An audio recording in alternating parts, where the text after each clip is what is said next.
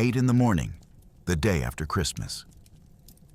A 44-year-old Hessian lieutenant named Andreas Wiederhold steps out of a cooper's shop on the North Road into Trenton because he has heard something over the wind.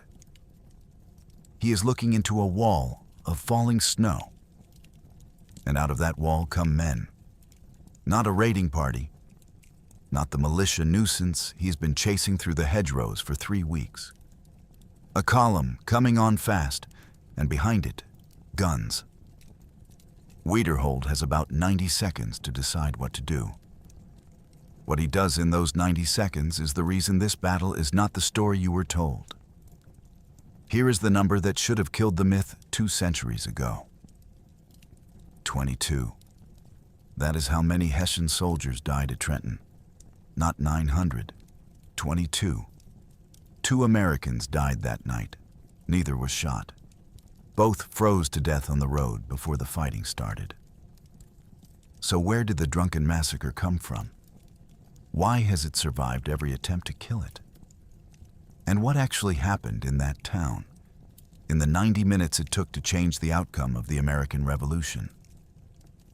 To understand why Washington did something as reckless as what he did on Christmas night, you have to understand that by December of 1776, reckless was the only category of action still available to him. The year had started well. In March, the British had evacuated Boston, abandoned it, sailed away, left the city without a fight. Washington had won a siege against the most powerful military on earth, using cannon dragged 300 miles overland through snow.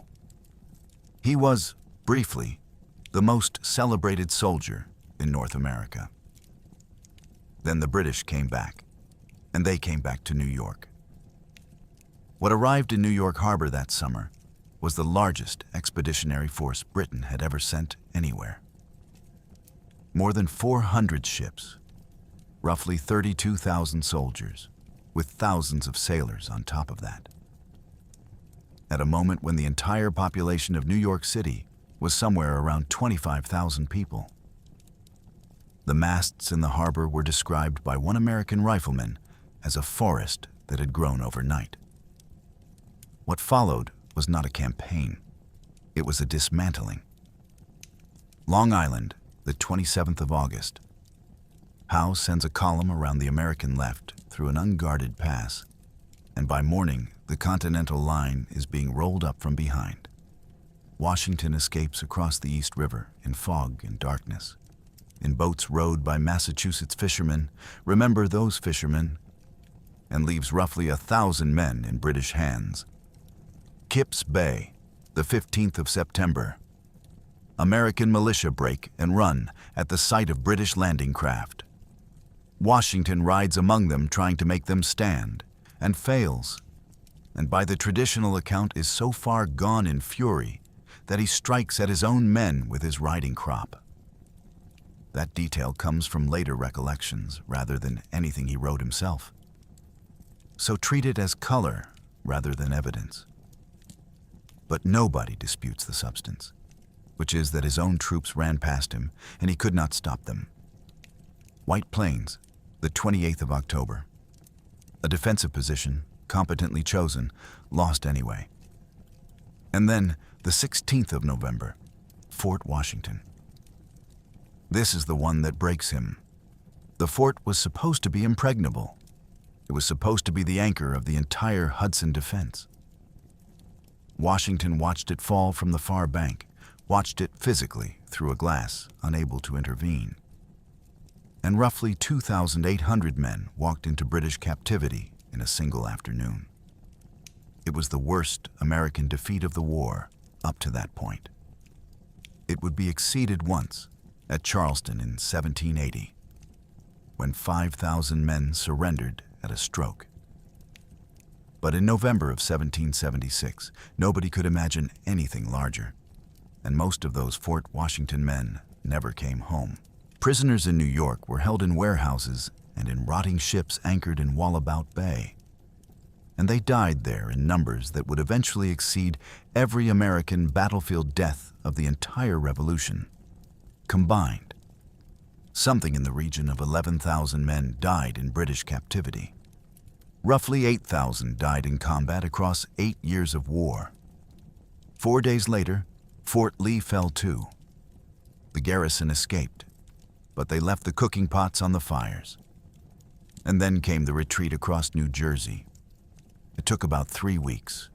Newark, New Brunswick, Princeton, Trenton, the Continental Army moving south and west at the pace of exhausted men, with Lord Cornwallis's advance guard close enough behind that. On at least one occasion, the British entered a town from one end as the Americans left it from the other. The army bled the entire way, and most of the bleeding was not combat. Men deserted. Men whose enlistments expired walked home, legally in the middle of a retreat, because they had signed a contract and the contract was finished. By the time Washington got his force across the Delaware into Pennsylvania in the first week of December, the army he had begun the year with, nearly 20,000 men in June, was effectively gone. Washington did one intelligent thing on arriving, and it bought him everything that followed. He sent detachments up and down some 70 miles of the New Jersey bank and took or destroyed every boat they could find, every ferry, every skiff, every flat-bottomed river barge. The British reached the eastern shore and found a river filling with ice and nothing to cross it in. For the moment, the river held. Now, I want to be careful here, because this is a point where a lot of retellings quietly cheat. You will often hear that Washington had 2,400 men and nothing else. That is not quite right, and the real picture is more interesting. Through December, his numbers actually recovered somewhat. On the 20th of December, General John Sullivan arrived in camp with about 2,000 troops, men who had been under the command of General Charles Lee until Lee was captured in a tavern in New Jersey by a British patrol, which was humiliating and, as it turned out, useful. Because Lee had been dragging his feet about joining Washington, and his replacement did not. The same day, another 800 came down from Fort Ticonderoga under Horatio Gates. So by Christmas, Washington had something in the region of 6,000 men available across his various positions in Pennsylvania. The figure of 2,400, which you will hear constantly, is the size of the column he personally led across the river, not the size of his army. The distinction matters because it tells you what kind of operation he was actually planning. This was not a last stand by every man he had.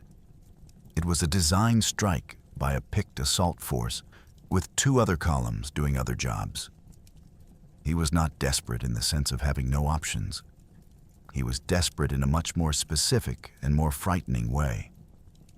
Because the enlistment contracts of the overwhelming majority of those men expired on the 31st of December, 1776.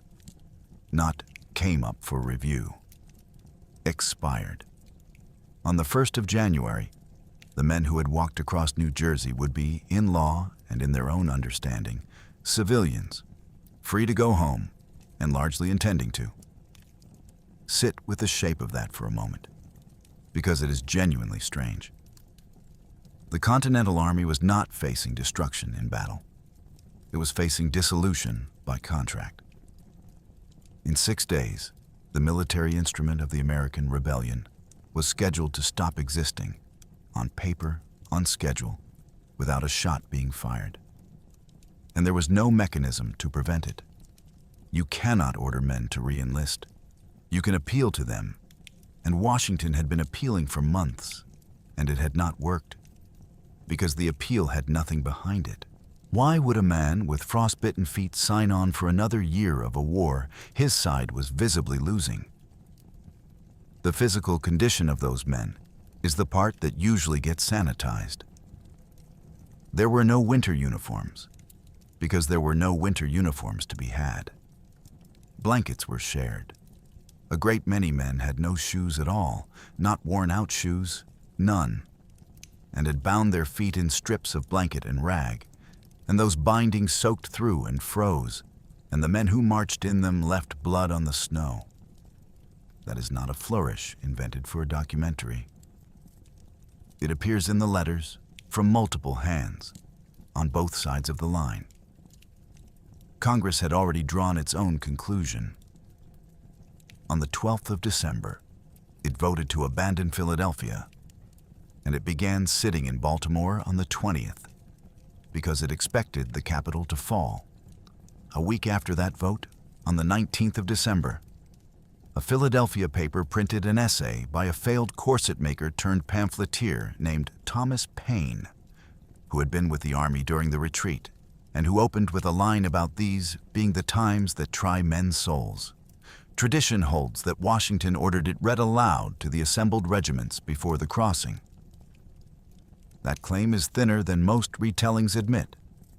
It rests on later accounts rather than contemporary ones, and historians differ. What is not in dispute is that the essay was circulating in camp in the days before the attack, and that the man who wrote it had watched the retreat happen from inside it. Paine was not being poetic. He was describing his own December. So that is the American position on the 23rd of December, 1776. An army of around 6,000, most of it dissolving in 8 days. No shoes, a government in exile in Baltimore, and no plan that could work slowly. Across the river, the men who had done this to him were going into winter quarters. 18th century European armies did not fight in winter. This was not laziness, it was logistics. Armies of that period lived off roads and forage, and in December there is no forage. The roads turn to slurry, and disease moves through a camp faster than any enemy. So you found towns, you distributed your regiments among them, you sat out the freeze, and you resumed in spring. Everyone did it. Everyone always had. General William Howe, commanding in North America, did exactly this. He established a chain of garrisons across New Jersey to hold what he had taken, and went back to New York City for the winter, to a comfortable house and a well-documented social life. The chain ran from New Brunswick down through Princeton to Trenton, with further posts south at Bordentown and Burlington. It was long, it was thin, and each link was individually isolated, which is only a problem if you believe someone might attack one of them, and nobody in the British command believed that. The mood is best preserved in General James Grant, who had told Parliament before the war that he could march the length of America with 5,000 men, and who now, in command in New Jersey, said he could bridle the Jerseys with a corporal's guard. A corporal's guard is about 6 men. He was not joking, and he was not unusual. The Continental Army had lost every major engagement of the campaign and had run for 3 weeks. Contempt was, from the British side of the river, an evidence-based position. That contempt traveled down the chain and settled in a town of about 100 houses on the east bank of the Delaware. Trenton was garrisoned by German soldiers, and we should be precise about who they were, because Hessian has become a lazy word. They were rented. The Landgrave of Hesse-Kassel, Frederick II, ruled a small German principality with an army wildly out of proportion to its size and tax base. His solution was to lease it. Britain, needing troops in America and finding recruitment at home slow and politically awkward, signed a subsidy treaty and hired them. Hesse-Kassel supplied the largest contingent, which is where the name comes from. But German troops in America also came from Brunswick, Hesse-Hanau, Ansbach-Bayreuth, Waldeck, and Anhalt-Zerbst. Across the war, roughly 30,000 German soldiers served in North America, something close to a third of all British forces deployed there. The word mercenary does a lot of unhelpful work here. These men were not soldiers of fortune. They did not choose their employer, and they did not pocket the fee. The money went to the Landgrave in enormous quantities and effectively financed his state. The soldiers were conscripts and long-service regulars from a system that had been drilling them since adolescence. Which matters, because it means they were extremely good. 18th century infantry combat was a machine problem. The smoothbore musket was inaccurate past about 80 yards, so battles were decided not by aim, but by how many rounds a formation could deliver per minute without coming apart. That requires men who will stand in a line while people shoot at them and continue to reload, at speed, in sequence, on command. Producing men who reliably do that is the hardest thing an army does. The Hessians were, by the general judgment of the period, among the very best in Europe at it. And the Americans had already learned this the hard way at Long Island and Fort Washington, where the German regiments had done a great deal of the actual work. The garrison was 3 regiments: the Grenadier Regiment Roll, the Fusilier Regiment von Lossberg, the Fusilier Regiment von Knyphausen. With them, a detachment of Jaegers, riflemen recruited from foresters and gamekeepers, the closest thing in the army to specialists, and gunners with 6 brass 3-pounder cannon. Total strength is usually given as about 1,500 men, though you will see 1,400 in some accounts. The variance comes from whether you count the sick, the detached, and the small British light dragoon presence in the town. It does not change anything material. They had marched into Trenton on the 14th of December, which means that when the battle came, they had held the town for less than a fortnight. And here is the thing that makes Trenton unusually knowable, compared with most 18th century engagements. We have their diaries. Not one, several.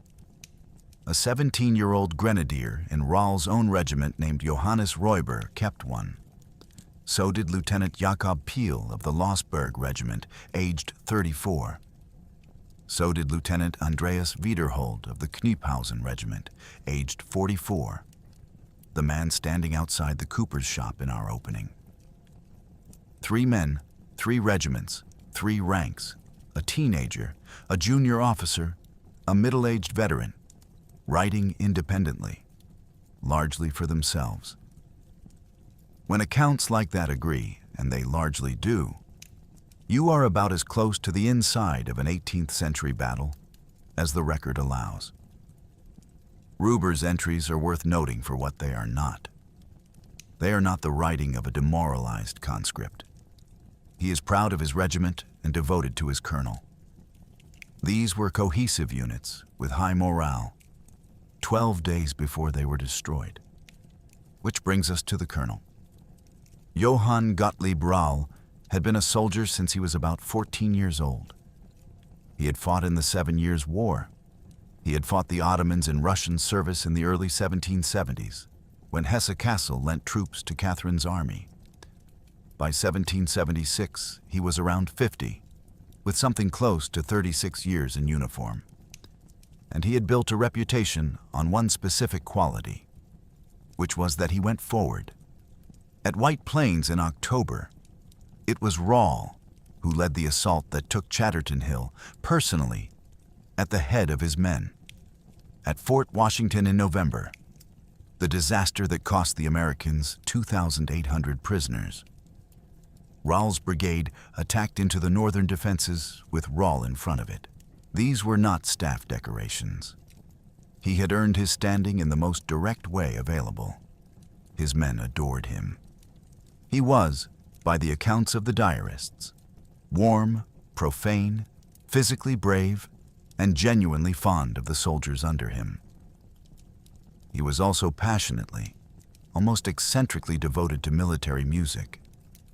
He kept a regimental band he was intensely proud of, took particular pleasure in his oboists, and had them play in the mornings, which is charming, and which several of his own officers thought he attended to rather more carefully than he attended to the state of his outposts. Because the problem with Rall was not courage. Rall had a surplus of courage. The problem was that he had built an entire theory of war on the assumption that his enemy would always be worse than he was. And in 1776, the evidence was overwhelmingly on his side. He called the Continental soldiers, in a phrase preserved by his own officers, good-for-nothing fellows. He did not believe they were capable of planning and executing a coordinated attack by multiple divisions. Note the precision of that belief. He was not saying they would not fight. He had seen them fight at Chatterton Hill. He was saying they lacked the staff work, the discipline, and the synchronization to run a real operation. On the 25th of December, based on 6 months of direct observation, that was a completely reasonable professional judgment. It was also the exact judgment Washington was about to disprove. Trenton was about 100 houses. It sat in an angle of ground with the Delaware to the west and the Assunpink Creek to the south. And it had no defensive advantages whatsoever. It was not on a height. It had no walls. Its 2 main streets, King and Queen, today Warren and Broad, ran roughly parallel from north to south down to a bridge over the Assunpink, converging into a V at their northern end. Look at that V and hold on to it. 2 roads meeting at a point on slightly rising ground, with the whole town laid out below them in 2 straight lines. If you were an 18th century officer given this town to hold, doctrine told you exactly what to do. You built redoubts, earthwork strongpoints, on the approaches, and breastworks to give your infantry something to fight from. It was not complicated. It was the standard answer, and the garrison had 1,500 trained men and nearly 2 weeks. And this is where the record gets specific in a way that is genuinely damning. Rahl's regional commander was Colonel Karl von Donop, whose main camp was at Bordentown, 5 or 6 miles south along the river. Donop did not merely suggest fortifications. He sent a Hessian engineer officer, Captain Pauley, to Trenton with orders to construct a redoubt at the head of the 2 streets. At the top of that V, precisely where the American guns would later be positioned. Rahl sent the engineer back without building it. His own subordinates raised it too, repeatedly. Major von Dachau, commanding the Kniphausen Regiment, pressed for breastworks. Lieutenant Colonel Scheffer pressed for the same. They also asked more than once for winter clothing and shoes to be brought down from New York. Rahl refused all of it, and the manner of the refusal is preserved by the officers who received it. To Dachau, on breastworks, he said something obscene, and then, in substance, "Let them come. We will go at them with the bayonet." A version recorded elsewhere runs simply that they needed no trenches. On the subject of shoes, he waved it away and said his brigade could run barefoot over the ice all the way to Philadelphia. Now, it is very easy to render this as pure arrogance, and most retellings do. But his reasoning deserves to be taken seriously for a moment, because it was a real doctrine and not simply bluster. Rahl's argument was that fortifications make an army passive.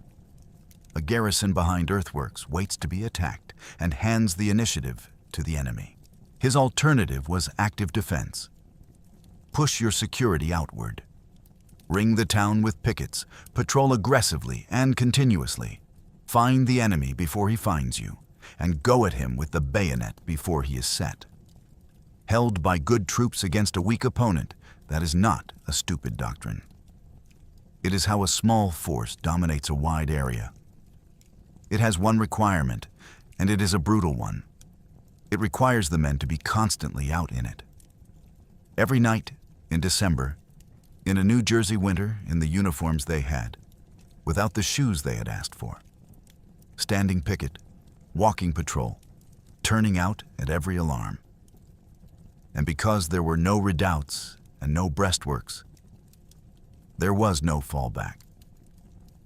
The entire defense of Trenton rested on those patrols and on the reaction speed of men already outside in the cold, which would have been sustainable if the Americans had left them alone. They did not leave them alone. And what the Americans did to those patrols in the fortnight before Christmas is the single most misunderstood element of this entire battle. Let us deal with the story directly, because you have heard it, and it is wrong in every particular that matters. It goes like this.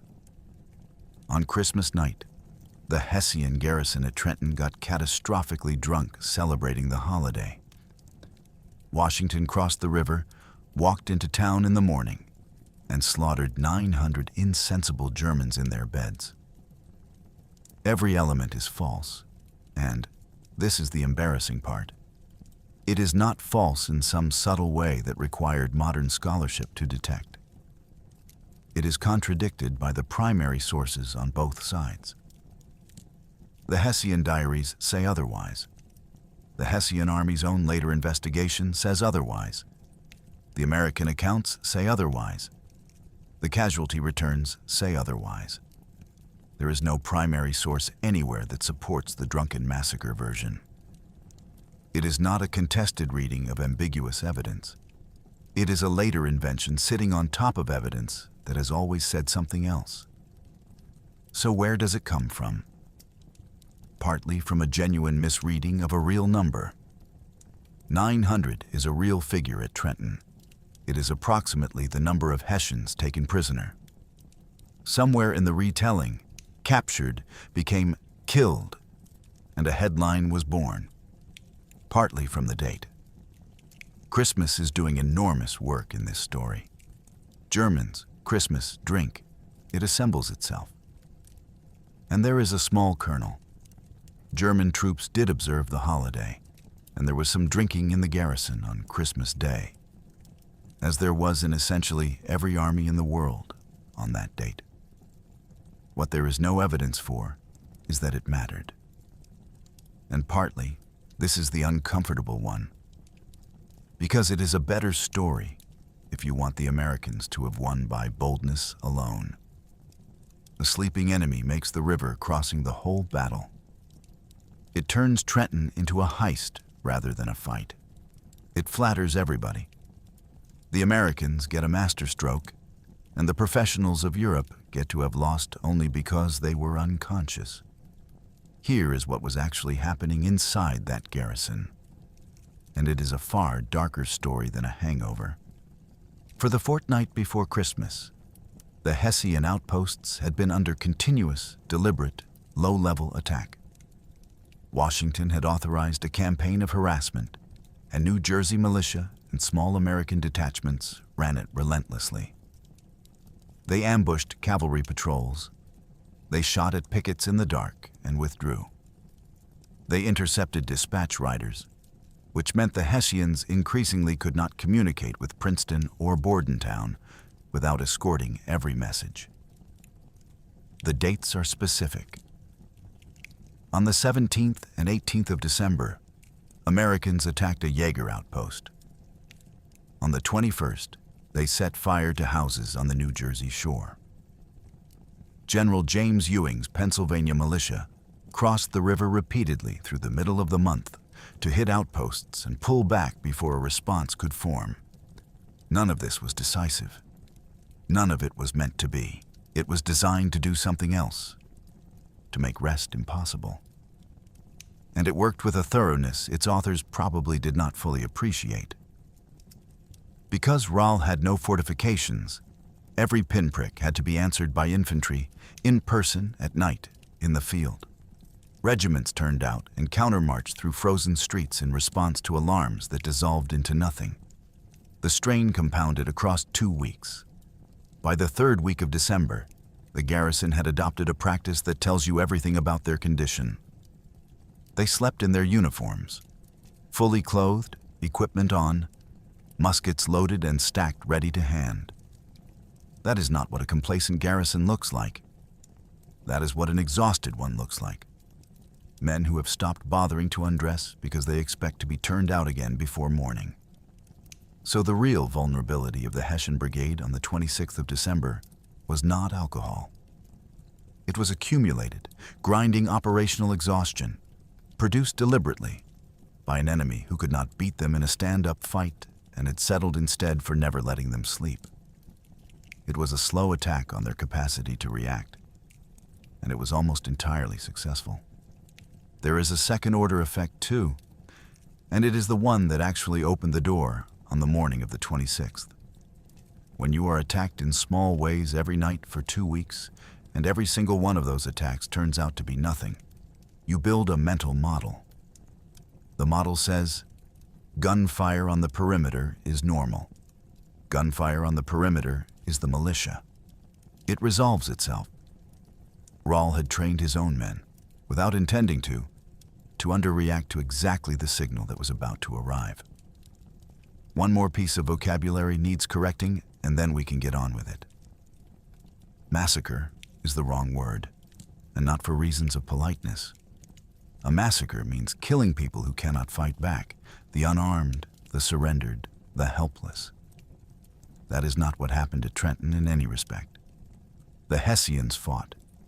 They turned out under fire, formed up under artillery bombardment, executed a fighting retreat, attempted a counterattack, tried to force an escape route, and when they were surrounded, outgunned and leaderless, they formally surrendered by the conventions of 18th century European warfare.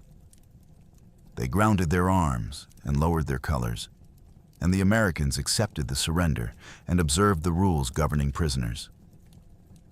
22 dead out of 1,500 across 90 minutes of combat tells you what kind of engagement this was. It was decided so quickly and so completely that continuing it would have been pointless. That is not a slaughter. It is, if anything, a more impressive result than the myth. Because beating a sleeping enemy proves nothing, and beating this one proved everything. One quick note before we cross the river. We are now also live on Spotify, so if you would rather listen than watch, on a commute, on a walk, the whole series is there.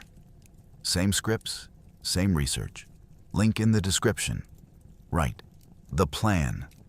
Washington's staff had been developing the operation since around the 22nd of December, and its shape tells you a great deal about the man's actual character, which was considerably less cautious than his reputation suggests.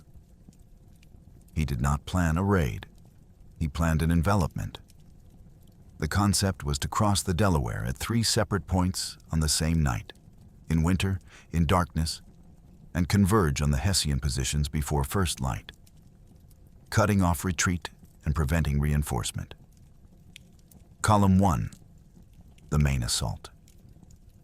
Washington himself, with roughly 2,400 men in 2 divisions under Major General Nathaniel Greene and Major General John Sullivan, and 18 guns. They would cross at McConkey's Ferry, about 9 miles upriver, and march south through the night to attack the town from the north and west.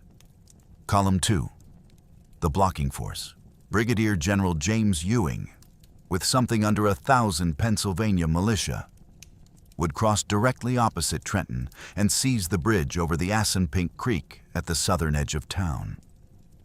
Understand what that bridge is. Trenton sits in a pocket with the Delaware on one side and the creek on the other. The bridge is the road south to Bordentown, the direction reinforcements would come from and the direction a beaten garrison would run. Take that bridge, and Trenton stops being a town and becomes a container. Ewing's job was to close the lid. Column 3, the diversion. Colonel John Cadwallader, with about 1,800 militia and Continentals, would cross further south near Bristol and strike at Burlington and Bordentown to fix Colonel von Donop in place and stop him marching north to Rahl's aid.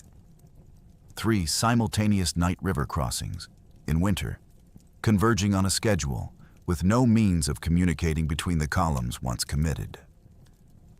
It is worth saying plainly, this plan was too complicated. Modern staff officers looking at it tend to say the same.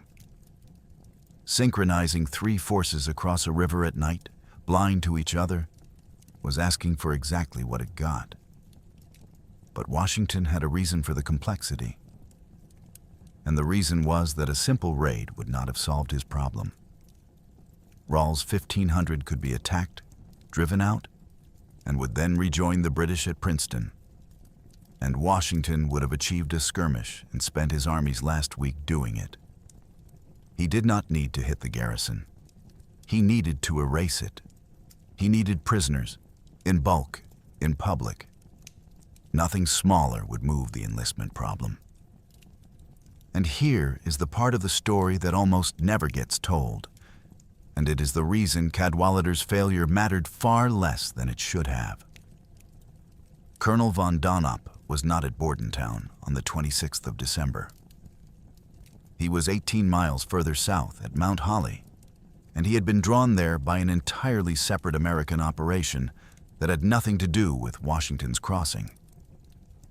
On the 22nd of December, militia under Colonel Samuel Griffin, sent up from Philadelphia by General Israel Putnam, began pressing Donop's southern outposts. Griffin had perhaps 600 to 900 men, most of them inexperienced militia. Donop had somewhere between 2,000 and 3,000 veterans, including Hessian Grenadier battalions, his Jaeger Corps, and the British 42nd Highlanders. On the 23rd, Donop attacked and drove Griffin's men off a position at Ironworks Hill outside Mount Holly. Tactically, it was a clear Hessian win against a much weaker force. Griffin fell back across the Rancocas Creek and then to Moorestown, and Donop stayed. His own officers wanted him back at Bordentown, 6 miles from Trenton, within easy supporting distance of Rawle. He remained at Mount Holly instead, 18 miles away, a full day's march, on the far side of a creek. Why he stayed is where the record gets colorful, and we should mark exactly how firm the ground is. The account comes from Captain Johann Ewald, who commanded Donop's Jaegers, and who was there. Ewald reported that Donop, who had considerable contempt for Rawle and no great enthusiasm for going to his assistance, chose to remain at Mount Holly in the company of a beautiful young widow. That is a contemporary source from a participant, which puts it on much stronger footing than most anecdotes of this kind. What it is not is proof of motive. Ewald was reporting what he understood, and officers gossip. And you will sometimes see the widow identified as Betsy Ross, which is speculation with nothing behind it at all, and should be ignored. Strip out the romance, and the operational fact stands on its own, and it is remarkable. The single most dangerous force available to reinforce Trenton had been pulled 18 miles out of position 3 days before the attack by a few hundred militia in a skirmish that the Hessians won. Cadwallader's column was supposed to fix Donop in place. Cadwallader never got across the river. It did not matter. Donop had already been fixed by somebody else in an action nobody remembers. The watchword issued for the operation was victory or death. Commanders choose watchwords for morale constantly, and most of them are noise. This one was a statement of fact, and Washington knew it. If the operation failed, the Army would not survive the failure, and there was no second attempt available before the 31st. On the afternoon of the 25th of December, the columns began moving toward the river, and the weather, which was already bad, began to get very much worse. There is a painting of this, and you have seen it. And we should deal with it now, because otherwise it will sit in the back of your head for the next 20 minutes and distort everything. Emanuel Leutze painted it in 1851, 75 years after the event, in Dusseldorf, using the Rhine as his reference river. Nearly everything in it is wrong. The boats are the wrong type and far too small. Washington is standing up, which in an overloaded flat-bottomed boat in an ice-choked river would be an efficient way to drown. The flag being carried was not adopted until the following June. The light is dawn light. The crossing happened in darkness. The ice is depicted as picturesque floating slabs, and the reality was worse. It is a magnificent painting and a useless document. Set it aside. Here is what happened. The weather that arrived on the afternoon of the 25th was a nor'easter, a coastal winter storm that drags cold air south and produces precipitation in every form available. Over the night, it delivered, in sequence, rain, freezing rain, sleet, hail, and snow, with gale-force wind driving all of it sideways. Temperatures fell. Men waiting on the Pennsylvania bank to embark were being coated in ice. The crossing had to move 2,400 men, a number of horses, and 18 pieces of field artillery across roughly 300 yards of river in darkness, and then bring the boats back for the next load, and repeat, for hours. The boats were Durham boats, the workhorse cargo vessels of the Delaware, built to haul pig iron down from the ironworks to Philadelphia. 40 to 60 feet long, flat-bottomed, high-sided, shallow in the draft, poled rather than rowed in the ordinary way. They were not designed to carry people. They were designed to carry ore, which is why they could take a field gun and its crew without capsizing, and which is why Washington had spent 3 weeks making sure the British could not get any. The men handling them were Colonel John Glover's 14th Continental Regiment, out of Marblehead, Massachusetts. Fishermen, sailors, dockhands. These were the same men who had rowed the army off Long Island in August, in fog under the noses of the Royal Navy. They were about to do the second most important night's work of their lives. The river was the problem. It was not frozen over, a frozen river you can walk on. It was in the worst possible intermediate state, filling with ice floes, some of them large and heavy, moving downstream at speed. A floe striking a loaded boat broadside can stave it, spin it, or simply shove it 100 yards off its landing point. The Marbleheaders had to read that ice in the dark, in a storm, on every crossing, all night, while the men they carried stood still and got colder. The artillery was the worst of it, and the artillery is why Henry Knox is in this story. Knox was 26 years old, a former Boston bookseller who had learned artillery out of the books he sold, and who had already delivered the most improbable logistical feat of the war, hauling roughly 60 tons of captured cannon from Fort Ticonderoga to Boston over some 300 miles of winter country the previous year.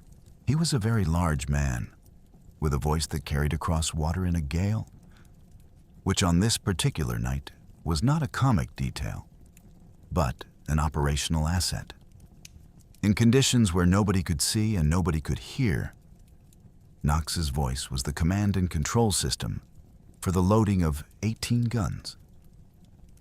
Those 18 guns deserve a pause because they are the most important thing crossing that river. Standard practice for an army of that era was perhaps 2 or 3 guns per 1,000 men. Washington was crossing with more than double that ratio. For a force this size, it was an extraordinary weight of artillery, and dragging it over an ice-choked river in a storm cost him hours he could not spare. He did it anyway. Hold that decision. It is about to explain the entire battle. While the main column was grinding across at McConkey's Ferry, the other 2/3 of the operation were failing. Downstream, opposite Trenton, General Ewing reached the water and found it impassable. Ice jammed against the bank in a mass his boats could not get through. He never launched. The bridge over the Assunpink, the lid on the container, was not going to be closed. Further south at Bristol, Cadwalader did somewhat better, and it made no difference. He got a portion of his infantry onto the New Jersey shore, and then discovered he could not land his artillery. The ice had piled along the far bank in ridges his boats could not pass. Infantry without guns against regulars was not an operation.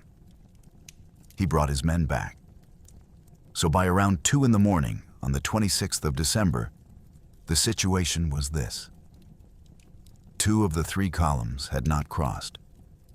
The Assunpink Bridge was open, and Washington had no way of knowing any of it, because there was no method of communicating across 300 yards of storm-driven river in the dark. He was, in fact, alone, and would not find out for hours. The one piece of good fortune, Donop stranded 18 miles south at Mount Holly, he did not know about either. The crossing was meant to be complete by midnight, allowing a 9-mile march and an attack in darkness before dawn. The whole concept of surprise depended on it. The last of the guns and infantry came ashore at around 3 in the morning.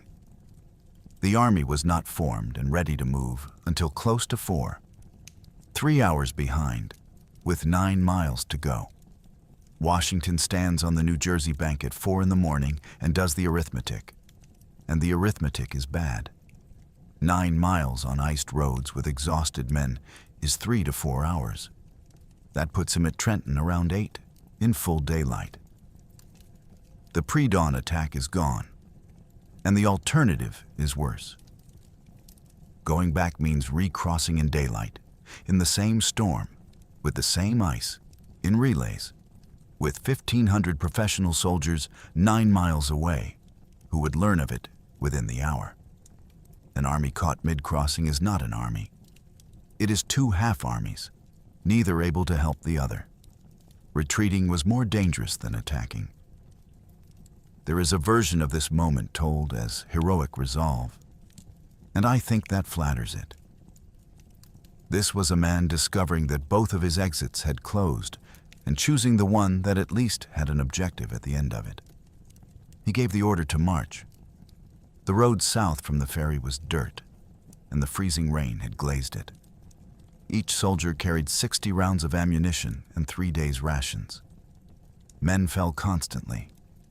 Not dramatically, just the ordinary repeated stumbling of a column moving fast over ice in the dark. Guns and limbers had to be manhandled up every rise. Officers rode the length of the column, pushing the pace, because the pace was now the only thing that mattered. 2 men did not finish the march. 2 Continental soldiers stopped or fell out, or simply gave up in the cold and froze to death on the road between the ferry and Trenton. Those 2 are the only American deaths of the entire operation. Not one American soldier was killed by enemy fire at the Battle of Trenton. The only Americans who died that night were killed by the weather, before they ever saw a Hessian. Remember them when the myth tells you this was a massacre. The fatalities in this story run overwhelmingly in the direction the myth does not mention. Somewhere in the second half of the march, the storm did something to the American army that should have ended the operation on the spot. A flintlock musket works through a simple and very fragile chain of events. The flint strikes the steel frizzen. The sparks fall into the flash pan, into a small quantity of fine priming powder. The priming ignites. The flash passes through a tiny hole in the barrel, and the main charge fires. Every stage of that chain requires the powder to be dry. All of it. The driving sleet got into the pans. Once the priming is wet, the weapon is a club, not less reliable, inert. And this was happening across a column of 2,400 men who were, at that point, perhaps 2 hours from contacting a brigade of the best infantry in Europe. General Sullivan understood immediately what it meant and sent a courier up the column to find Washington and report that his division's firearms would not fire. Washington's reply is one of the few genuinely famous lines in this story that appears to be substantially reliable. He sent the courier back with orders to tell General Sullivan to use the bayonet. He was resolved to take Trenton. Understand how alarming that order was to receive.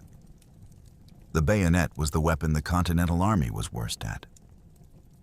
Bayonet fighting is not really fighting at all. It is a discipline problem.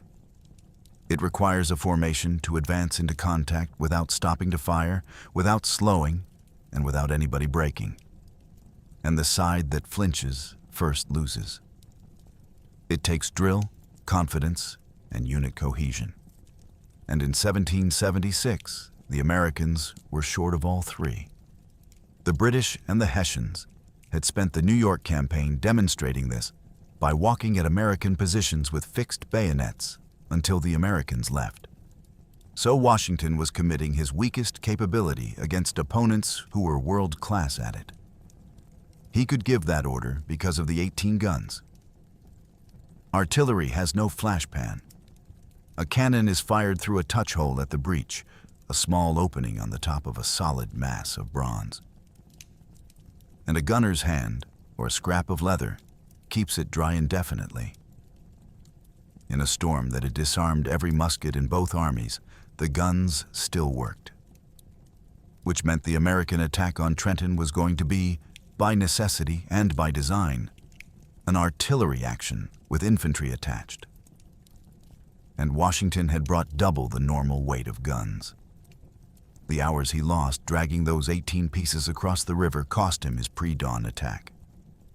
They were also the reason he had anything to attack with. About 2 miles out, the head of the column ran into 50 armed Americans coming the other way. They were not supposed to exist. They were a detachment under Adam Stephen, a Virginia officer with a long record and an independent streak, who had crossed the river on his own initiative, without orders and without Washington's knowledge, to shoot up Hessian pickets. They had done exactly that a few hours earlier and were heading back. Washington was, by every account, incandescent, and his fury was entirely rational. An unauthorized attack on the enemy's outposts, hours before his own arrival, was the single most effective way to alert the garrison and destroy the operation. Standing in that road before dawn, he believed this man had just thrown away the revolution. He had in fact done the opposite, though nobody would understand that for some time. Remember the mental model the Hessians had built over 2 weeks? Gunfire on the perimeter is the militia. It resolves itself. Stephen's raid landed squarely inside that model. Hessian outposts were fired on in the night, took casualties, and reported it. And the report read as one more entry in a long series of exactly this thing. It confirmed the pattern rather than breaking it. When serious firing began a few hours later, the garrison's first interpretation had already been supplied. Rall received the report and ordered no change in his dispositions. This is not a story about luck rescuing a plan. It is a story about what happens when a commander spends 2 weeks conditioning his own troops to ignore a particular signal. And then that signal arrives for real. Stephen's raid only worked as camouflage because Rall had already built the blind spot. At the village of Birmingham, Washington divided his force, and the division was shaped precisely by the failure he had not yet learned about. Greene's division, with Washington and Knox's artillery, took the upper road, the Pennington Road, to come into Trenton from the north, straight down onto the V, where King and Queen Streets meet. Sullivan's division took the lower river road along the Delaware to enter from the west and then push hard south and east to the Assunpink Bridge. That second mission was Ewing's. Ewing was supposed to hold the bridge from the far side. Washington did not know Ewing had failed, but the plan he had written already had Sullivan converging on the same point. And that redundancy is the reason the battle produced 900 prisoners instead of a scattered enemy retiring south in good order. The two columns were now on separate roads, out of sight of each other, ordered to arrive at the same time. They set their watches as best they could and marched. And the blizzard, which had frozen 2 men to death and disarmed every musket in the army, now did the one useful thing it did all night. It made them invisible. Visibility on the roads into Trenton that morning was down to a few dozen yards of driving white. Hessian pickets were positioned to see approaching troops at distance and raise the alarm with time to spare. They could not see. 2 American columns walked to within a few hundred yards of the outposts of a 1,500-man garrison of professional soldiers in daylight, undetected. At around 8 in the morning, the leading files of Greene's division came out of the snow on the Pennington Road, in front of a cooper's shop, where Lieutenant Andreas Wiederhold was standing. Wiederhold sees them very late, at the edge of the visible world. And what he does next is the most professionally impressive thing anybody does at Trenton on either side. He does not run. He does not surrender. He forms his detachment, fires a volley into the head of the American column, and begins falling back down the road, stopping, turning, and firing again. This is called a fighting retreat, and it is one of the hardest maneuvers in infantry warfare. Because every instinct in a man being pushed backward by a superior force says to turn and go. Executing it means repeatedly stopping in the open, in front of an advancing enemy, and standing still long enough to reload. Wiederhold's men do this the length of the road into town, from structure to structure, under fire from a force many times their size. What they buy is minutes, perhaps only a handful. The volleys and the shouting travel ahead of them into Trenton. The drums beat the alarm, and the regiments in their quarters, sleeping in their uniforms, muskets stacked, turn out into the streets. This detail kills the myth on its own. If the garrison had been drunk and asleep in their beds, the pickets would not have mattered, because there would have been nobody for them to warn. Instead, the alarm works. Within a few minutes of the first shot, 3 regiments of Hessian infantry are out of doors and forming up. They are also, at that moment, walking into the worst tactical geometry in North America. Remember the shape of the town. King Street and Queen Street run parallel down its length and meet at a point at the northern end on slightly higher ground. That is the exact spot where Captain Pauley had been sent to build a redoubt and where Rahl had sent him away. Greene's division is arriving there now. Henry Knox unlimbers his batteries at the head of the 2 streets. It takes a few minutes, and it decides the battle. Look down that street.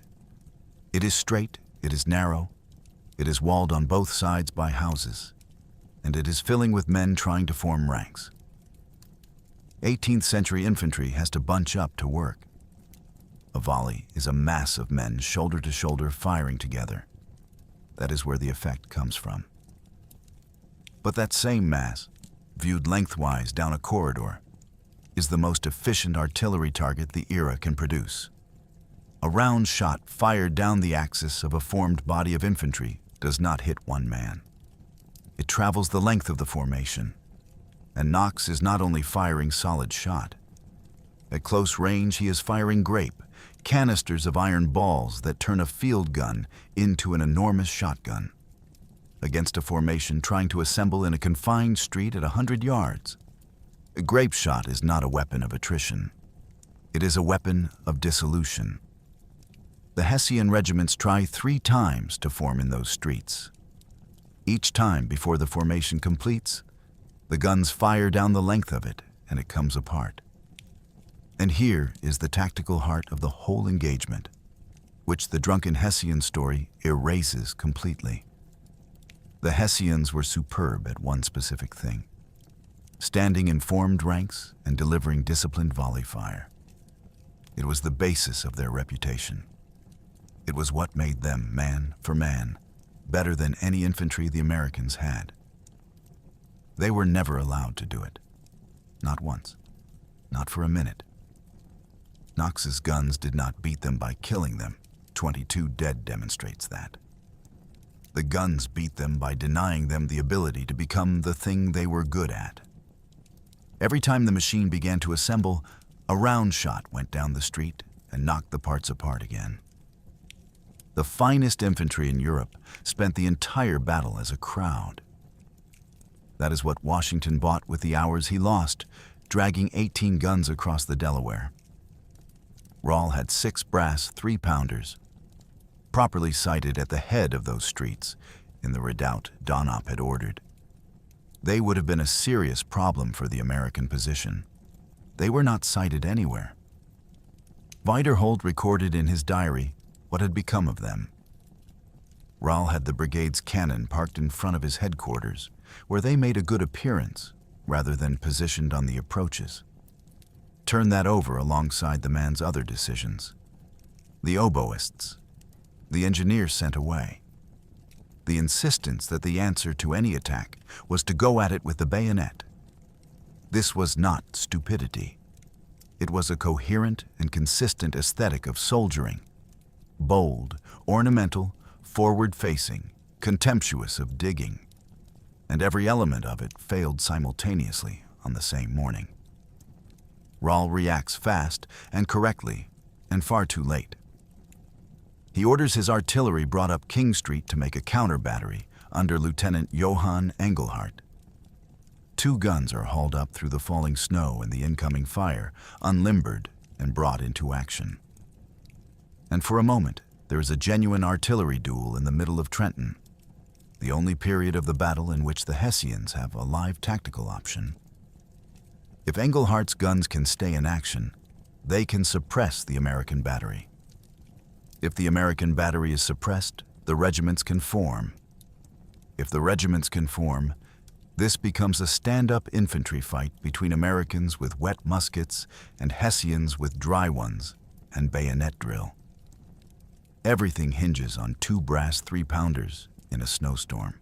The order to take those guns goes to Captain William Washington, a distant cousin of the commanding general, a cavalryman by temperament, leading the vanguard of the 3rd Virginia Regiment.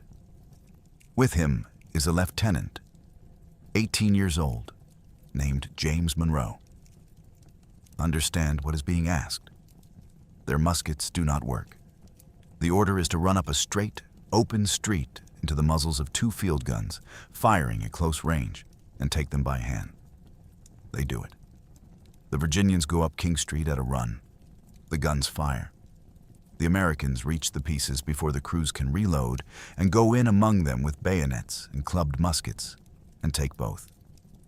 It is over in less time than it takes to describe, and it costs the 2 men leading it.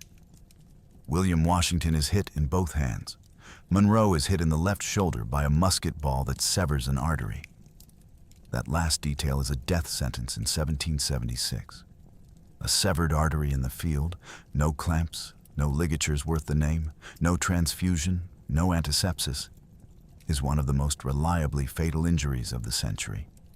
Monroe goes down in the street, bleeding out into the snow at 18. He does not die for a reason that has almost nothing to do with the army. Go back several hours, to the night march. Monroe's advance detachment was moving south in the dark, past a farmhouse, and disturbed the dogs. The dogs went off, sustained, loud, exactly the noise a column trying to move undetected cannot afford. The soldiers moved to silence the animals. The householder came out to find out what was happening on his property in the middle of the night, and, seeing armed men in the dark, assumed they were British or Hessian and ordered them off in considerable temper. Monroe intercepted him, told him who they were, and warned him to keep quiet. And the man's entire posture changed because the man was a physician. His name was John Riker. Told that the Continental Army was marching to attack Trenton, he said in substance that he was a doctor and might be of use to some poor fellow. And he collected his things and joined the column on the spot, unasked, and walked the rest of the way to the battle. Hours later, in a room off King Street where William Washington was already being treated, Riker got to Monroe. What he did was straightforward and, in the conditions, close to miraculous. He opened the wound, found the severed artery with his fingers, and clamped it. And the bleeding stopped. There was no other way to do it. There was no equipment that would have done it for him. A man with the right knowledge happened to be within 100 yards of an 18-year-old lieutenant during the precise 10 minutes in which that knowledge was the difference between living and not. The musket ball was judged too dangerous to remove. It stayed in James Monroe's shoulder for the next 55 years, through a long public career, and was still there when he died. The 5th President of the United States owed his life to a set of barking dogs, a bad-tempered farmer, and the fact that the farmer happened to be a surgeon. I am generally suspicious of pivot of history stories, and this one deserves the same skepticism. Monroe, in December of 1776, was an 18-year-old lieutenant of no particular consequence, and nothing about the Revolution turns on his survival. But it is a clean illustration of something the tactical accounts systematically miss. Battles are full of these moments. Almost all of them are lost, because almost nobody saved by an accident becomes famous enough for anyone to write the accident down. While King Street was being fought over, the other half of the American army was doing the thing that actually determined the outcome. Sullivan's division came in from the west along the river road, hit the Knyphausen regiment's positions at the lower end of the town, and drove them back, leading elements under Brigadier General Arthur Saint. Clare pushed hard south and east and secured the bridge over the Assunpink Creek. That is the battle. Everything else, the guns, the streets, the charge, is the mechanism. The bridge is the outcome.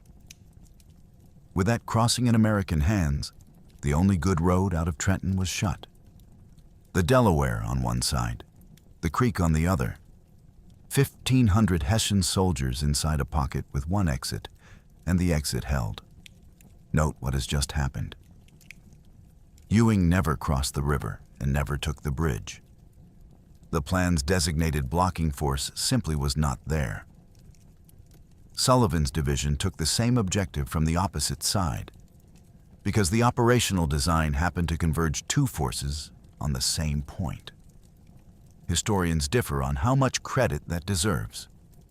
It is arguable that Washington built in the redundancy deliberately.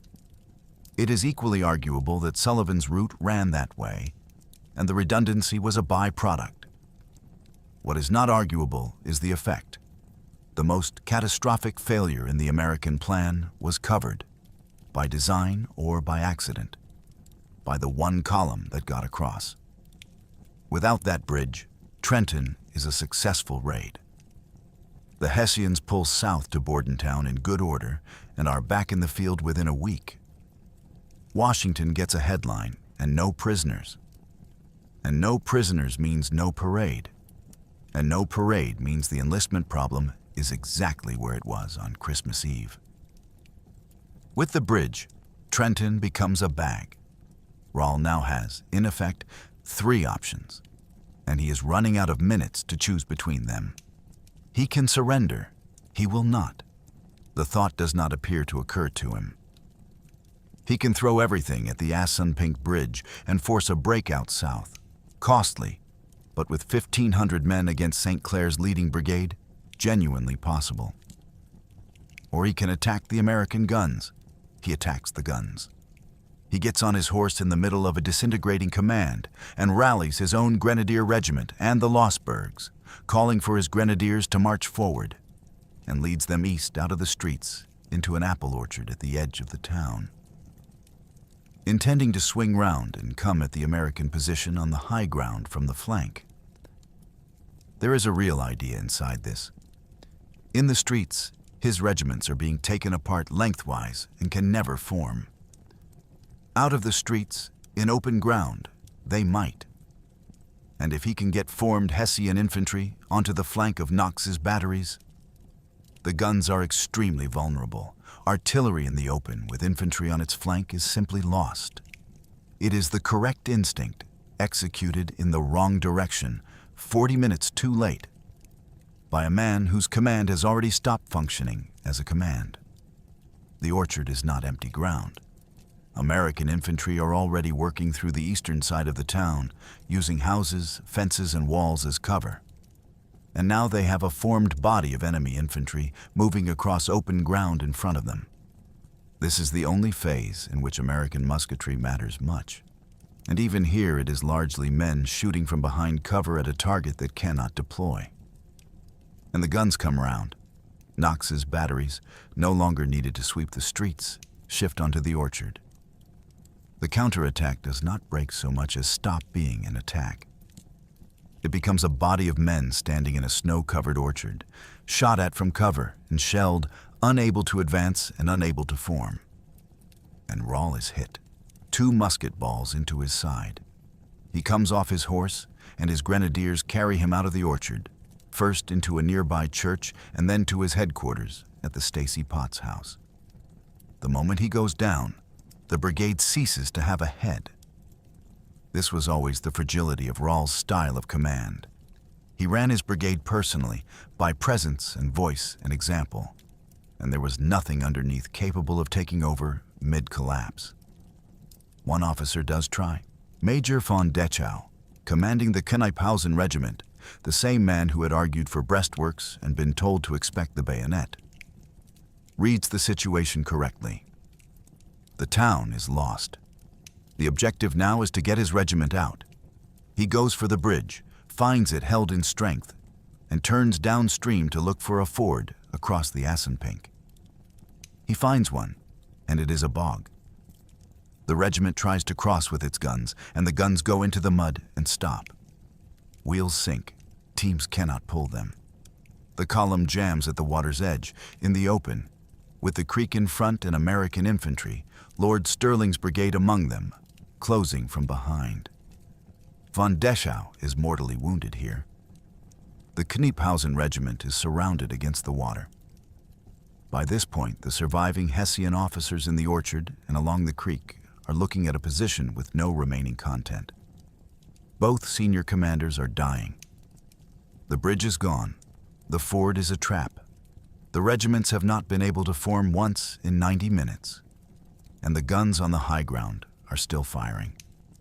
They do what 18th century European officers did in that situation, which was neither cowardice nor collapse, but a recognized formal act.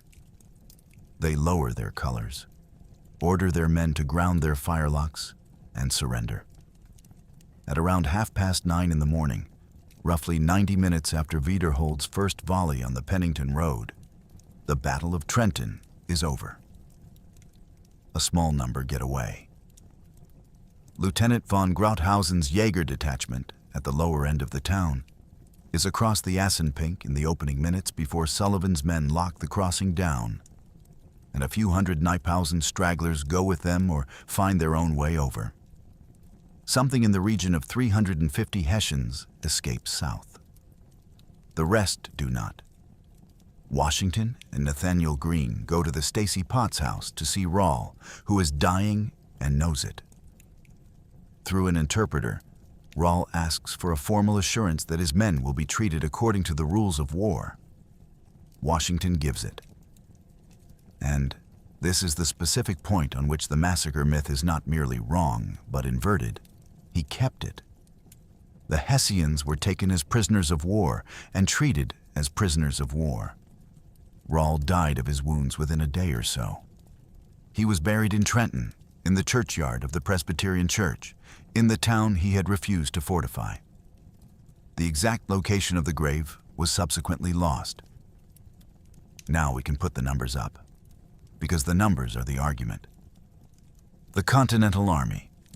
Strength, approximately 2,400. Killed in action, none. Died of exposure on the march, 2. Wounded, 5, among them Captain William Washington and Lieutenant James Monroe. Hesse Castle. Strength, approximately 1,500. Killed, 22, including Colonel Rall and Major von Dechow. Wounded, 83. Captured, approximately 900. Escaped, approximately 350. The prisoner figure carries some variance. You will see totals from 800 to just over 900, depending on which return you use, because different lists were compiled at different moments by different people in a chaotic morning. and because some of the men counted were the walking wounded. The consensus sits around 900. The killed and wounded figures are firmer, partly because both armies had strong institutional reasons to count their dead accurately, and partly because the Hessian army later conducted a formal investigation that went through them. 22 dead. That is the number to hold against the word massacre. 22 out of 1,500 is a fatality rate under 1.5%. For comparison, a hard-fought European battle of the period might kill 20 or 30% of a losing formation. Trenton was not a bloodbath. It was a checkmate. A position resolved so completely and so fast that continuing it would have killed people for nothing. And the officers on the losing side recognized that and stopped. The American figures deserve a note of their own, because they are frequently used to make Trenton sound cost-free, and it was not. 5 wounded and none killed in combat is an almost absurd result. And it is the direct product of the 3 things we have been tracing. Complete tactical surprise, artillery denying the Hessians the ability to form and deliver the volley fire they were built for, and Sullivan closing the bridge before the garrison could get out and fight in the open. But the operation as a whole cost lives that never appear in the battle returns. 2 men froze on the road. An unknown number of Continental soldiers died in the following days and weeks from exposure, exhaustion, and disease contracted during that crossing and that march. Men who stood in a nor'easter for hours in wet clothing without shoes, then walked 9 miles and fought a battle. 18th century armies lost far more men to sickness than to enemy fire as a matter of routine, and an operation designed like this one was an extremely efficient way to generate sickness. Those deaths are real, and they are essentially uncounted. So when you see 2 killed attached to Trenton, read it precisely. It means 2 men killed on the 26th of December. It does not mean the operation was cheap. There is one more story attached to Trenton, the most famous single anecdote of the battle. And it is almost certainly not true. The version you know goes like this. On the evening of the 25th of December, Colonel Rall was at supper at the house of Abraham Hunt, a wealthy Trenton merchant, playing chess. While he sat there, a local loyalist saw American troops crossing the Delaware, understood what it meant, and rode into Trenton to warn the commander. He was refused entry to the room, so he wrote a note that Washington was coming down on them across the river, and had a servant carry it in. Rall, absorbed in his game and contemptuous of the American army, pushed the note unread into his coat pocket. It was found there the next day, still folded when they undressed him to treat his wounds. And on his deathbed, he is said to have looked at it and remarked that if he had read it at Mr. Hunt's, he would not be lying there. It is a perfect story. It is perfect in a way that ought to make you immediately suspicious, because it does what fables do. It converts a complicated institutional failure into one man's single vivid sin, and it makes the sin recreational. Here is what the evidence actually supports. The chess game does not appear in print until 1897 in an American chess magazine, 121 years after the battle. That is not a gap that can be explained away. An anecdote this dramatic, attached to the most celebrated victory of the Revolution, does not go unrecorded for over a century by every diarist, memoirist, court-martial witness, and early historian, and then surface fully formed in a hobbyist periodical. The chessboard in particular looks like a later addition by somebody with an interest in chess. What is documented is thinner and duller. Rall was at Abraham Hunt's house for supper on Christmas evening. That much is reasonably well attested. It is entirely plausible that a loyalist tried to get a warning to him. There were loyalists in the area. They were watching, and a river crossing of that size is not invisible. Some form of the note story circulated fairly early. The deathbed line is the weakest element of all. Deathbed quotations from the 18th century are, as a category, largely literary. They are supplied afterwards by people who were not in the room, because a dying man's last words are the most efficient way to state a moral. So, treat the chess game as fiction, the note as possible, and the quotation as almost certainly invented. And yet the legend survives. And I would argue it survives because it is dishonest about the details and accurate about the substance. Because Rall had been warned, repeatedly, formally, in writing and in person, by people with authority over him and by people under his command. Donop had sent an engineer officer with orders to build a redoubt, and Rall sent him back. Deschaux and Scheffer had pressed for breastworks and been told to expect the bayonet. Local informants had brought reports of American activity across the river. His own outposts had been under attack for 2 weeks and had been telling him so every night. Adam Stevens' raid, hours before the battle, was reported to him directly and produced no change in his dispositions. He ignored all of it. Not one note on one evening, but all of it, consistently, for a fortnight, on principle.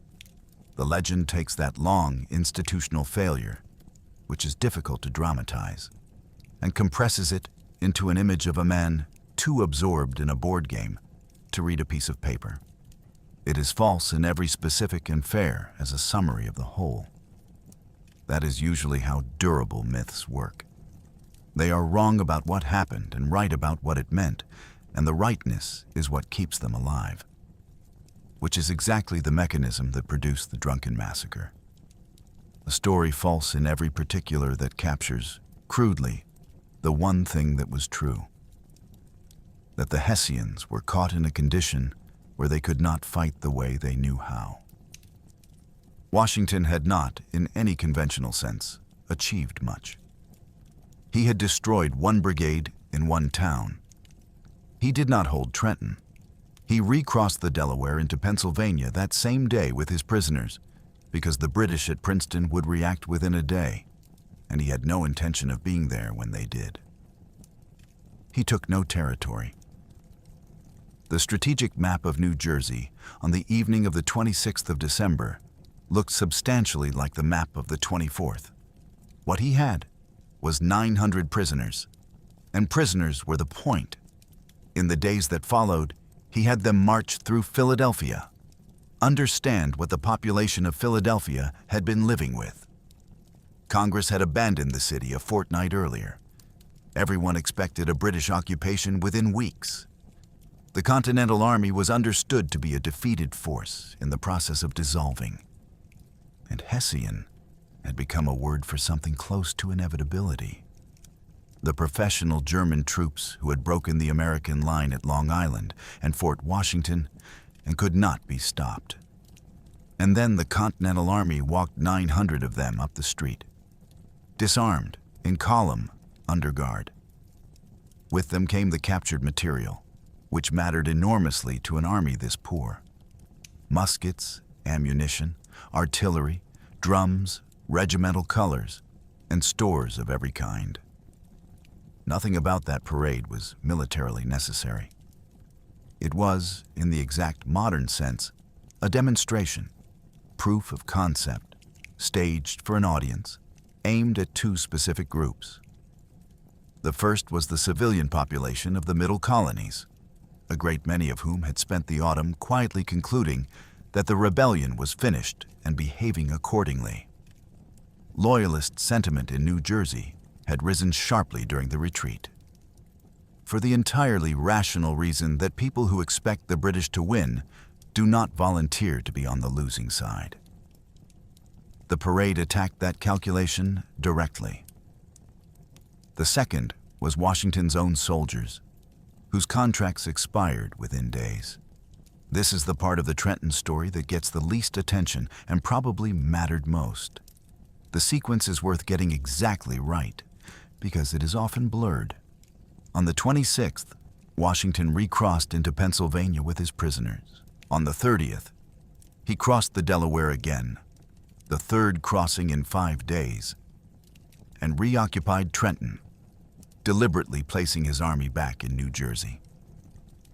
And on the 31st of December, the day the enlistments ran out, with his divisions drawn up outside the town, he made the appeal. There was a bounty attached, $10 to any man who would stay 6 weeks past his discharge. He had the authority to promise it because on the 27th of December, the day after the battle, Congress at Baltimore had voted him extraordinary powers for 6 months, explicitly including the power to use bounties to keep the troops in the field. It is worth noticing the causation there. Trenton did not just save the army. The news of Trenton is what produced the authority that let him pay for the next 6 weeks of it. The money itself had to be found by Robert Morris on private credit in Philadelphia. His generals worked the regiments all day. Some, like Thomas Mifflin, who was a practiced public speaker, did well. Others did not. Then Washington rode out in front of the men himself. He asked those willing to stay to step forward, and the drums beat a roll. Nobody moved. Sit with that for a second. That is the actual crisis of the American Revolution. Not a battle, but a line of soldiers standing still. He turned his horse and rode along the front and spoke to them again. The words that survive come from Sergeant Nathaniel Root of a Connecticut regiment, who wrote his recollection down roughly half a century later. So they are almost certainly not verbatim, and should be treated as the gist rather than the transcript. The gist is that they had done everything he had asked and more, that they were worn out, that he knew it, and that there was nobody else. Then the drums beat again, and men began to step out of the ranks. Not all of them. A substantial number went home. They had the right, and they had earned it, and some were physically finished. But by the common estimate, something around half of the veterans agreed to stay. That is the whole margin. That is the difference between an army and no army. And the victory at Trenton is what made it possible. It did not manufacture loyalty out of nothing. What it did was change the terms of the question. On the 24th of December, a man being asked to stay was being asked to prolong a defeat. On the 31st, he was being asked to follow up a win. Those are entirely different propositions, and the difference between them is precisely what 900 prisoners marched through Philadelphia was designed to produce. Washington did not stop, which is what turns a raid into a campaign. With his army back in Trenton and the creek at his back, Cornwallis came down from Princeton to finish him, leaving about 1,400 men there under Lieutenant Colonel Charles Mawhood and advancing with somewhere around 5,000. On the 2nd of January, the two armies fought across the Assunpink Creek over the same bridge Sullivan had taken a week earlier. The Americans held. Cornwallis, with darkness falling, decided to finish the business in the morning. That night, Washington left his campfires burning and men working noisily at entrenchments, and took his entire army out along a back road around the British left. He did not retreat. He marched to Princeton, struck Mawhood's garrison on the morning of the 3rd of January, and beat it. Trenton, Assunpink, Princeton, inside 10 days. Military historians call this stretch the 10 crucial days, and its cumulative effect was out of all proportion to the forces involved. The British command, looking at a chain of isolated garrisons that had just been demonstrated to be individually vulnerable, and at a rebel army that had proved capable of moving and fighting in winter, abandoned nearly all of its New Jersey outposts and pulled back to a much smaller perimeter around New Brunswick and the approaches to New York. Washington had not defeated the British army. He had made New Jersey too expensive to hold cheaply, and in a war of this kind that amounts to the same thing, there is a longer consequence too. News of Trenton and Princeton reached Europe in the spring of 1777, and reached a French court that had been quietly funneling supplies to the Americans while declining to commit openly, on the sensible grounds that backing a loser is expensive. It would be an overstatement to say Trenton brought France into the war. That took Saratoga in October of 1777, and a great deal of diplomacy, and the alliance was not signed until February of 1778. But Trenton and Princeton were the first hard evidence available to any foreign observer that the Continental Army was a real army, and that evidence went into every calculation made about it afterwards. There is an epilogue on the other side that almost nobody tells, and it is the most revealing document in the whole affair. Losing an entire brigade was, for the Landgrave of Hesse-Kassel, a commercial catastrophe as much as a military one.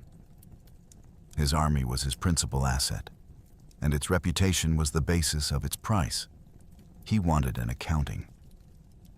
In 1782, 6 years later, a court-martial convened at Kassel to determine responsibility for the surrender at Trenton.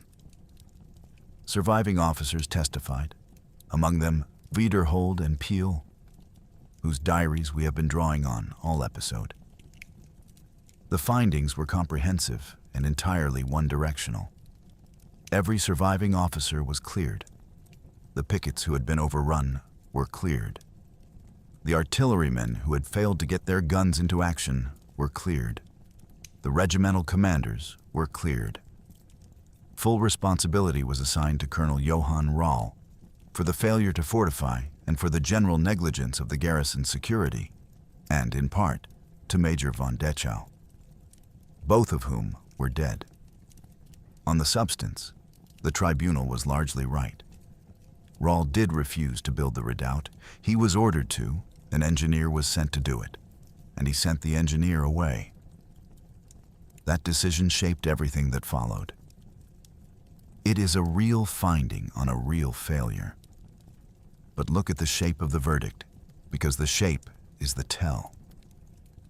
Every living officer, every man from the class that supplied Hesse-Kassel's officer corps, whose career had value, is exonerated. All blame lands on two corpses, one of whom cannot be embarrassed and neither of whom can appeal. Modern historians tend to read the Kassel proceedings as an institution protecting itself. It cost nothing to condemn Rall. It would have cost a great deal to conclude that the Hessian officer corps had systemic problems, or that contempt for American troops was general rather than personal, or that Donop had sat 18 miles away at Mount Holly while the brigade he was responsible for was destroyed. That last one is worth sitting with. Donop was never tried. And notice that the dead man verdict and the drunken Hessian myth are the same move performed by opposite sides. Both take a defeat with distributed institutional causes and pin it on a single flawed individual. Rall's negligence in one telling, Rall's supposed carousing in the other. Both are more comfortable than the actual explanation, which is that a well-run brigade of excellent soldiers was worn down over a fortnight by an enemy it did not respect, left unsupported by a superior who had other priorities, and then destroyed in 90 minutes by field artillery it had no answer to. Battles end. The people in them keep going, and where they went says something the tactical account cannot. George Washington finished the war, declined the powers he had been handed, and went home, twice in effect, once in 1783 and again in 1797. Trenton is the battle that made everything after it possible, and it was fought by a man who had, to that point, lost nearly every engagement of his career. James Monroe carried the musket ball in his shoulder for the rest of his life. He recovered, returned to the Army, later studied law under Thomas Jefferson, and became the 5th President of the United States. He died on the 4th of July, 1831. The 3rd president to die on that date, after Adams and Jefferson 5 years earlier. The ball was still in him. William Washington, shot through both hands on King Street, healed, and became one of the best cavalry commanders the Continental Army produced. He led the American horse at Cowpens in January of 1781, in a battle frequently described as the most tactically accomplished American action of the war, and was wounded and captured 8 months later at Eutaw Springs. He survived, settled in South Carolina, and by a persistent story declined to stand for governor on the grounds that he could not make a speech, which is a good anecdote of uncertain provenance. So take it lightly. Henry Knox, whose 18 guns won the battle, ran American artillery for the rest of the war and became the first Secretary of War of the United States. He died in 1806 at 56 of an infection following a swallowed chicken bone, an ending so anticlimactic it reads as a rebuke to the entire genre of military biography. John Glover and the Marbleheaders, who had rode the Army off Long Island in August and across the Delaware in December, went on serving. But the regiment itself was disbanded within weeks of Trenton, when its enlistments expired. The same clock that nearly killed the Army took the men who had saved it twice. Glover stayed in the war and finished it a brigadier general.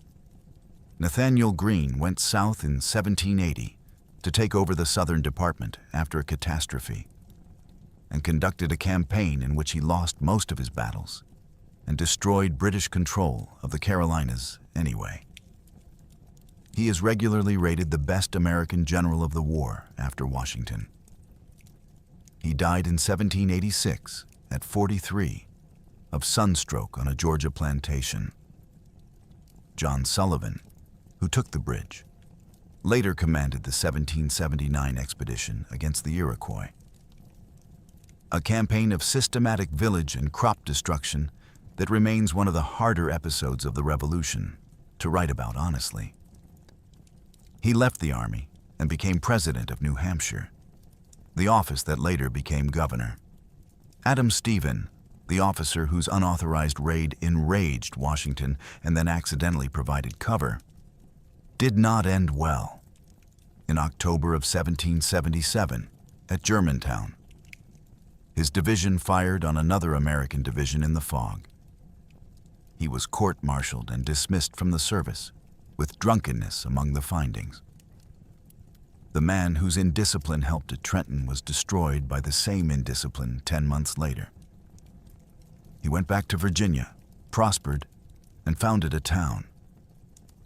Johann Rall died of his wounds and was buried in Trenton. The grave's exact location was lost. There is no verified likeness of him. What survives of him is the record of his own officers asking him to dig and his refusal. Major von Deschau, who argued for the breastworks and was told to expect the bayonet, died of his wounds after the failed crossing at the ford, and was then posthumously assigned a share of the blame at Cassel. Karl von Donop, who had ordered the redoubt built and then spent the battle 18 miles away, survived Trenton. He did not survive the following year. In October of 1777, he led an assault on the American works at Red Bank on the Delaware, was badly wounded, and died a few days later in American hands.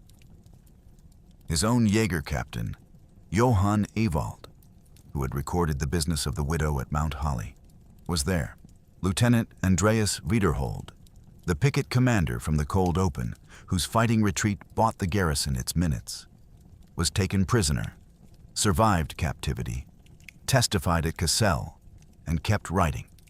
His diary is one of the main reasons we can say with confidence what the Hessian guns were doing that morning, which is to say, nothing, parked outside the colonel's quarters.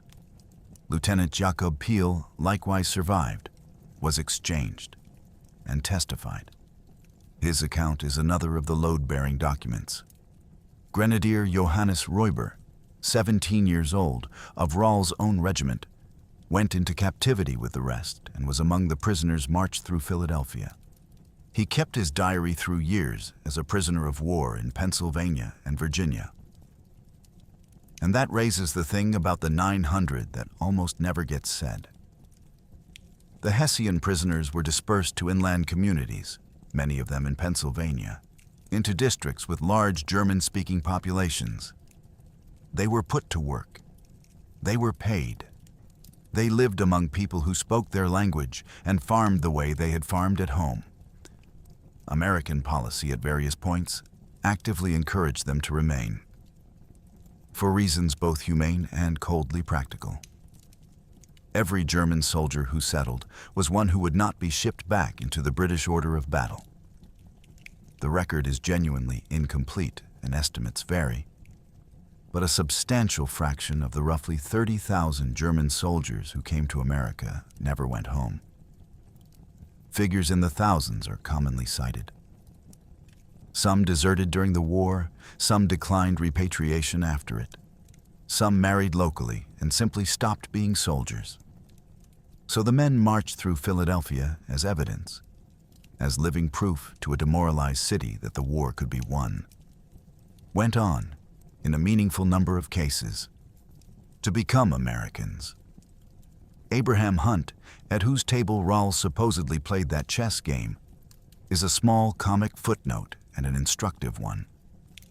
He was a merchant who had done business with both sides and appears to have taken care to remain useful to whoever held the town. He was not punished. He kept his property and his trade and lived out a comfortable life in Trenton. Wars are full of Abraham Hunts, and they very rarely appear in the paintings. Dr. John Riker, who walked into a battle uninvited and put his fingers into James Monroe's shoulder and closed an artery with them, is barely in the record at all. We know what he did, because Monroe's people remembered it. Beyond the incident, he is close to invisible, and the 2 Continental soldiers who froze to death on the road between McConkey's Ferry and Trenton are not named anywhere. They are the only Americans who died in this operation. They appear in every account, always as a number, always in the same clause. 2 men, unnamed, who walked out of Pennsylvania into a nor'easter without shoes and did not arrive. That is not an oversight anyone can fix now. It is simply what the 18th century record does. It preserves the colonel who would not dig and the lieutenant who became president, and it loses the 2 men who died first. One question remains, and it is the one this whole episode has been circling. The evidence against the drunken massacre has been sitting in plain view since 1776. Both sides' documents contradict it. So why is it still the version most people carry? 4 reasons, and they are worth naming. Because they are the reasons most historical myths survive. It is simpler. The true story asks you to hold several things at once. A fortnight of harassment, a doctrine of active defense with a hidden cost, a diversion 18 miles to the south, an artillery ratio, the geometry of 2 streets, and a bridge. The myth asks you to hold one thing. They were drunk. Simplicity is not a small advantage. In the competition between explanations, the one that fits in a sentence usually wins. It flatters everyone. Americans get an audacious masterstroke against a sleeping enemy, which makes the river crossing the whole achievement. And the crossing is the part with the famous painting. The British and the Germans get a defeat that was nobody's fault but the calendar's. The myth lets the losers say they were not beaten, merely surprised while incapacitated, which is a far easier thing to have happened to your army. It arrived early, and it got illustrated. The story took hold in the 19th century, during the period when the Revolution was being converted into national mythology, and it attached itself to images. Leutz's painting is from 1851. The chess anecdote surfaces in 1897. Once a version of an event has pictures, it becomes extraordinarily difficult to displace with documents. And it is emotionally accurate where it is factually false, which is the durable kind of wrong. Something did happen to the Hessians, that stopped them fighting the way they knew how. The myth says alcohol. The reality is a fortnight without sleep, a colonel who would not fortify, guns parked outside a house for show, a superior officer 18 miles away with other priorities, and 18 American field pieces at the top of a straight street. The myth is pointing at something real. It is simply pointing at it with the wrong hand. And there is a cost to keeping it, which is why it is worth the trouble to take it down. The myth makes Trenton a lucky night. It says the Americans got away with something because the enemy happened to be insensible. That reading removes every element of the actual achievement. The decision to build the assault force around artillery, the choice to accept a daylight attack rather than turn back, the harassment campaign run for a fortnight specifically to erode an enemy's capacity to react, the convergence on the bridge that turned a defeat into a capture, and the parade through Philadelphia aimed squarely at an enlistment deadline 5 days out. None of that is luck. All of it is design, and most of it is design that assumed the enemy would be at his best. And the myth is unfair to the losers in a way worth correcting on its own terms. Wiederhold's detachment fought a textbook withdrawal against a force many times its size. 3 regiments turned out in minutes under artillery fire and tried 3 times to form. Rahl got on a horse in the middle of it and led a counterattack and was shot doing it. Dachau tried to save his regiment and died trying. These men were not asleep. They lost to a better plan and better guns. They lost quickly. And then they did the correct thing rather than the romantic one, which is why 22 died instead of 500. Come back to where we started. 8 in the morning, the day after Christmas, and a 44-year-old lieutenant steps out into the snow because he has heard something.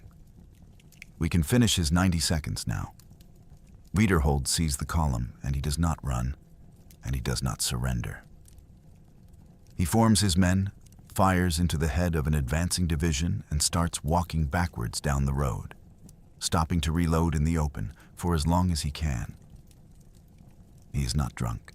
He is not asleep. He is exhausted, and he is very good at his job. And he buys his brigade the few minutes it takes to get out of doors and reach for stacked muskets. And it is not enough. Because nothing available to him that morning would have been enough. Because 18 guns were already coming up behind those men to the top of a street that ran the length of his town like a corridor, to the exact patch of ground where an engineer had been sent to build a redoubt and turned away. 22 men died there. 2 more died on the road without ever seeing it. And for that, the American Revolution got 5 more days, and then 6 more weeks, and then everything that followed. The thing I keep returning to is how narrow it was, and how little of it was heroic in the way the paintings want it to be. An army that legally existed for 6 more days. A plan that lost 2 of its 3 parts before it began. A commander who attacked in daylight because retreating was worse. Muskets that would not fire. A storm that killed 2 men and then hid the rest. And a Hessian colonel 18 miles south who could not be bothered to come back. Trenton was not the moment the Americans became formidable. They would spend years still losing. It was the moment they stopped being finished, which is a smaller thing. And in December of 1776, the only thing on offer. Next time, we follow the same army 8 days further, to a frozen field outside Princeton, where the war very nearly ended in a way nobody talks about. Because Washington rode his horse into the gap between 2 firing lines at close range. And for a few seconds, neither side could see whether he was still on it.